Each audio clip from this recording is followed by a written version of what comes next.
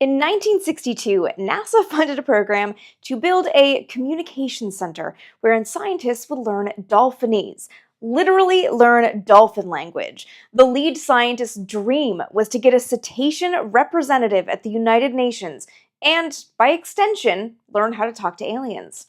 It did not go as planned, but it is a fantastic story.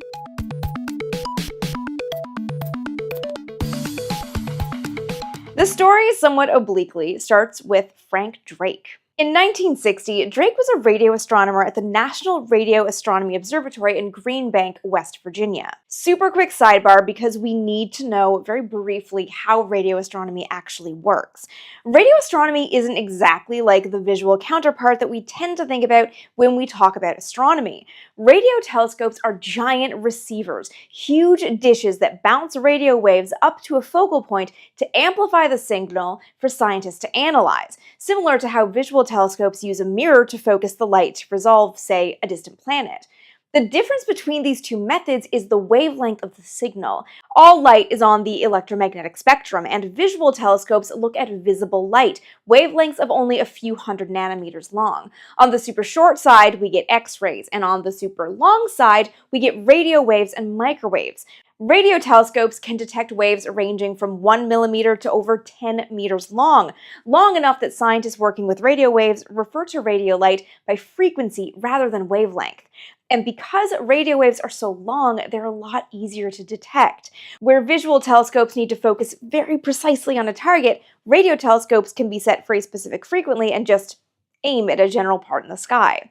The important takeaway here is that radio telescopes make listening for signals from alien civilizations a lot easier. Frank Drake wondered whether the dishes at Green Bank could detect signals from intelligent civilizations on faraway planets, so he devised a simple experiment. Point a radio telescope at a distant star and listen for any sounds using the frequency of interstellar hydrogen. Hydrogen has a known signal, can readily penetrate interstellar gas and dust clouds, and is the most abundant gas in our solar system. He reasoned that this common gas's emission signal would be known to any scientifically advanced species, and therefore would be the likeliest way to detect that species. It was a super simple experiment, and deliberately so. He didn't want to rack up costs that his colleagues might deem frivolous. Drake picked two target stars, Tau Ceti and Epsilon Eridani. They're both about the size of the Sun, the first being a little bit older and the second a little bit younger. He reasoned that Sun-like stars were the most likely to host not just planets, but potentially a planetary system like ours. There might be another Earth out there. The project was called Ozma, in honor of the Queen of the Land of Oz. From April to July of 1960, Drake listened for 6 hours a day, slowly tuning the telescope's receiver, and got nothing. At this point, the space age is just beginning in 1960. NASA was only 2 years old and just starting to train its first group of astronauts. And while no one in Washington was confident that this whole space thing would last beyond beating the Russians into orbit, scientists were more hopeful that this was the first step in exploring the cosmos. There was a feeling that we were on the cusp of finding alien life, whether on a neighboring planet or orbiting a distant star. Drake's Project Ozma was the first time scientists really thought about how we might talk to these hypothetical aliens.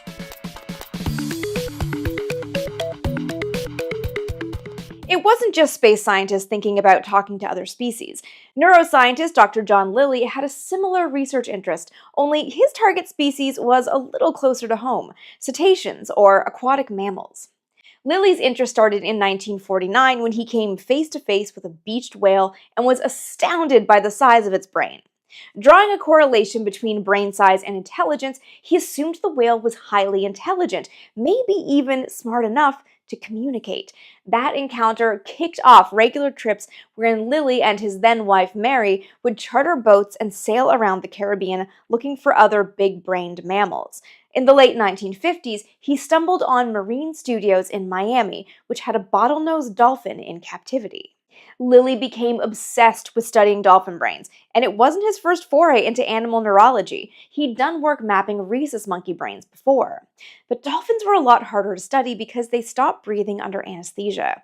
Dolphins are conscious breathers. They don't have a diaphragm like we do that contracts to automatically fill and empty their lungs. They even sleep with one half of their brain awake to enable breathing and monitor for dangers in their environment. In 1957, Lilly stumbled on a new method. He was working on a dolphin in an operating theater when Mary, his then wife, walked in. She noticed that the dolphin on the table seemed to be mimicking Lilly's voice, making a low wah wah wah sound, then switching to a higher pitch when his female assistant replied. When Mary told Lilly what was happening, he was seized by the idea that the dolphin was trying to mimic human speech. He interpreted this as an indication that the dolphin wanted to learn English. He realized that training dolphins to speak would be simpler than mapping their brains and could open up a whole new world of interspecies understanding. He developed this theory and published it in a 1961 book called Man and Dolphin. In it, Lilly went so far as to posit that dolphins could learn English and ultimately become such able communicators that their perspectives on science, history, economics, and politics could be represented via a cetacean chair at the United Nations.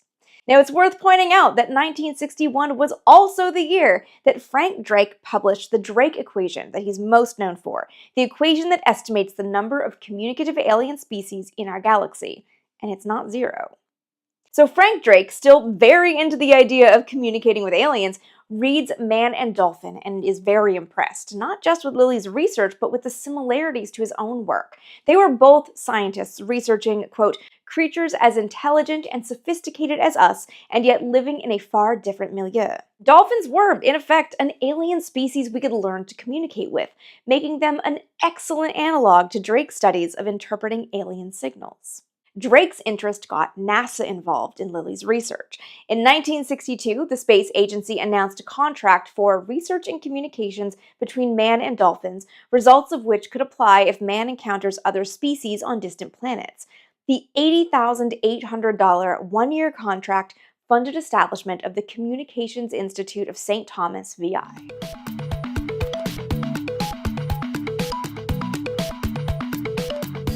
The Communication Institute of St. Thomas VI soon became known as the Dolphin House, since it was less an institute in the formal sense and more of a hybrid habitat that allowed humans and dolphins to live together. The upper floors were the lab space, which was extended and hung over the lower area, which was a giant pool open to the air and sunlight. The pool was also open at both ends, so the tides moving in and out could provide a natural cleaning system. Lilly ran the lab. It was his experiment, but daily operations fell under director Gregory Bateson. Andy Williamson was the vet responsible for managing the dolphins' welfare. The pool was home to 3 dolphins: Peter, a young male just entering maturity; Pamela, a shy and more fearful female; and Sissy, the pushiest and loudest of the group, also a female. Animal lover and non-scientist Margaret Howe Lovett was living on St. Thomas when she heard about the Dolphin House from her brother-in-law. She drove out one day, knocked on the door, and told a somewhat bewildered Bateson that she'd like to help if they needed it. He was a little taken aback by the unexpected guest, but Bateson nevertheless invited her in to watch and take notes on the dolphins. After a few hours, he was really impressed by how thorough and detailed she was. So, in spite of her lack of training, Lovett soon became an integral part of the lab. She did most of the human-dolphin communication work, while Bateson focused on the dolphin-dolphin interactions. At one point, Carl Sagan, then a young astronomer also at Green Bank, visited the Dolphin House on Frank Drake's behalf. Drake was still interested in the potential of humans learning Dolphinese, and even developed an experiment to test how dolphins communicated with each other. He proposed separating 2 dolphins to where they could hear each other but not see each other. One would be taught how to ask for treats. The experiment came in seeing whether that dolphin would be able to explain to the other how to get treats. The experiment, unfortunately, never yielded a positive result. About a year in, Lovett got deeper into the experiment, quite literally.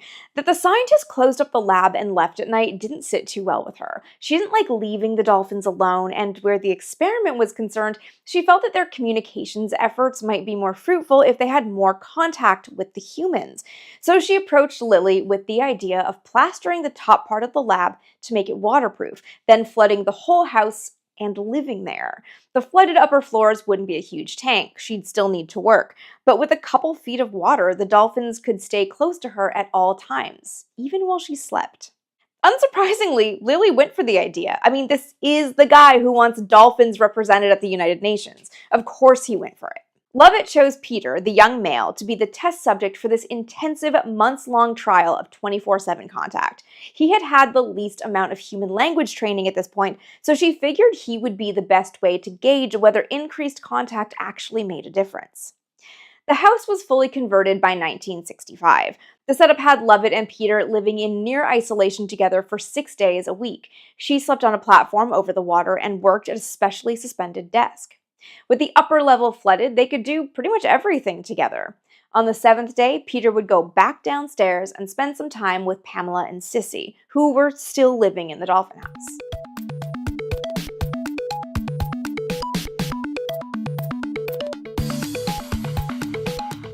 Lovett kept a log of her time with Peter through detailed recorded notes. They had language lessons twice a day, and he tried really hard to mimic her voice.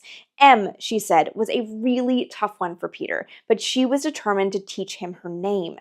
He would roll onto his back and blow something resembling an M sound from out of his blowhole, and she took it as a success. But she said the language lessons weren't the most important thing they did. The most beneficial for Peter in learning to communicate and for her in learning how to work with him was just the downtime they spent hanging out. And they had a lot of downtime. Lovett said she got to know Peter as an individual, what interested him and what influenced his moods.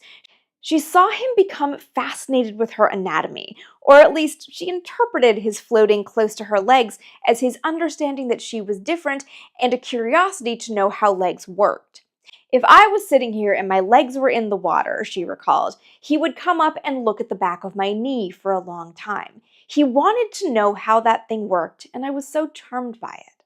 With Peter in isolation, Andy Williamson, the vet, soon discovered another issue. Peter was a maturing male and developing sexual urges, and without other dolphins around, he sought out his only companion as an outlet, which was Lovett. He started rubbing himself on her legs or on her hands. At first, she arranged to put him back down with the females when this happened so he could take care of himself. But his needs became so frequent, and the process of moving him downstairs so intensive,